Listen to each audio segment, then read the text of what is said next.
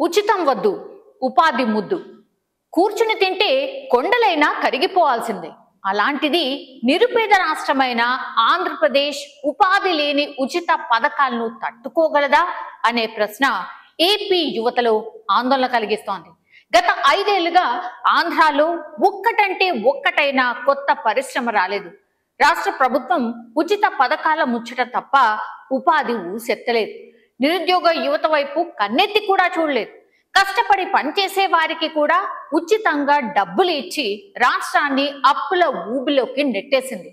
2024 సంవత్సరంలో అయినా ఉచిత పథకాల వైపు పయనించకుండా ఉపాధి కల్పించి రాష్ట్రాన్ని అభివృద్ధి పదంలో నడిపిస్తారని ఆశపడిన వారికి జగన్మోహన్ రెడ్డి మేనిఫెస్టో నిరాశనే మిగిల్చిందని చెప్పాలి. రాష్ట్రంలో కంపెనీలు ఉంటే నిరుద్యోగులు ఇతర రాష్ట్రాలకు వెళ్లాల్సిన పరిస్థితి వచ్చేది కాదని ఇతర రాష్ట్రాల్లో జాబ్ చేస్తున్న వారు వైసీపీపై పీకల లోతు కోపంతో ఉన్నారు. ప్రభుత్వ ఉద్యోగుల గురించి అయితే ఇక చెప్పాల్సిన పనే లేదు. గత 5 ఏళ్లలో వైసీపీ ప్రభుత్వానికి వ్యతిరేకంగా ధర్నాలు చేసిన ఘటనలు అనేకమున్నాయి. మేనిఫెస్టో విడుదల చేసిన తర్వాతే ఫ్యాన్ గాలి మరింత తగ్గినట్టు తెలుస్తోంది. దీనితో 2024 ఎన్నికల్లో ఫ్యాన్ కు ఓటమి తప్పదని అంటున్నారు రాజకీయ విశ్లేషకులు. ఒకసారి అసలు వైసీపీ మేనిఫెస్టోలో ఏముందో పరిశీలిద్దాం. గత ఎన్నికల మేనిఫెస్టో మాదిరిగానే అమ్మ ఒడి, మహిళలకు వైఎస్ఆర్ చేయూత, విద్యా కానుక తదితర పథకాలు కొనసాగుతాయని తెలియజేసింది.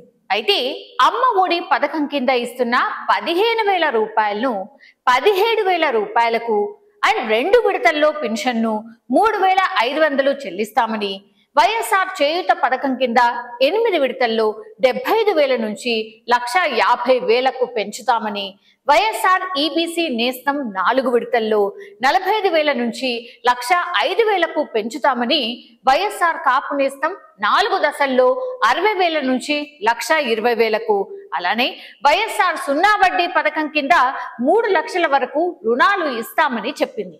అంతేకాకుండా చేనేతలకు సాయం, ట్యాబ్ల పంపిణీ, ఆటో, టాక్సీ, లారీలు కొనుగోలు చేసే వారికి వడ్డీ రాయితీ, లారీ డ్రైవర్స్, టిప్పర్ డ్రైవర్లకు కూడా వాహన మిత్ర, ఆటో, టాక్సీ, లారీ డ్రైవర్స్ కు 10 లక్షల ప్రమాద బీమా లాంటి ఇలా చాలా ఉచిత పథకాలను వైసీపీ ప్రకటించింది. కానీ నిరుద్యోగులకు ఉద్యోగాలు ఇస్తామని కానీ, కొత్త కొత్త కంపెనీలు రాష్ట్రానికి తెస్తామని కానీ, ఉపాధి అవకాశాలు నిరుద్యోగ యువత పొందొచ్చు అనే అంశాన్ని ఎక్కడా చెప్పలేదు.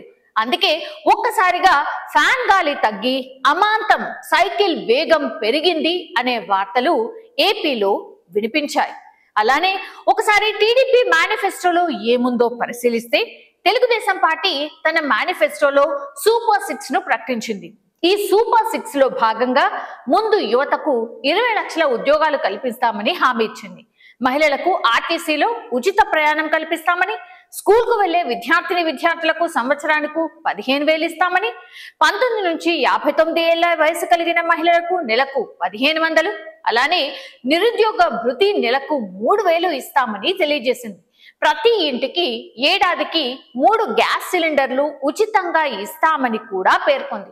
అలానే సౌభాగ్య పథకం కింద స్టార్టప్ తో పాటుగా చిన్న మధ్య తరహా పరిశ్రమలు పెట్టుకోవాలని అనుకునే వాళ్లకు 10 లక్షల సబ్సిడీ ఇస్తామని తెలుగుదేశం పార్టీ హామీ ఇచ్చింది.